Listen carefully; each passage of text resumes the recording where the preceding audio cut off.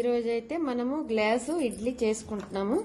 ఈ గ్లాసులో పెట్టి ఇడ్లీ ముందుగైతే నేను ఇడ్లీ పిండి తీసుకున్నా. క్యారెట్ తురుము 2 స్పూన్లు తీసుకొని ఎప్పుడు ఒకేలాంటి ఇడ్లీ కాకుండా ఈ విధంగా కూడా ట్రై చేద్దాము. ఇట్లా కలుపుకొని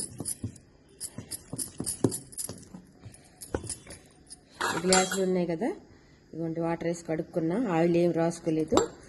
ఇందులోనే ఎత్తేసి మరి నింపుగా వేసుకోకూడదు, ఇంత వేసుకొని అన్నీ ఒకే సైజులో పెట్టేసుకుందాం. ఇప్పుడు తీసుకొని కొంచెం వాటర్ వేసుకున్నాం. ఇందులో ఈ విధంగా అన్నీ మరి ఎక్కువ వాటర్ వేసుకోకూడదు, కొంచెం వాటర్ వేసుకోవాలి. రండి ఉడికిందా లేదా చూద్దాం.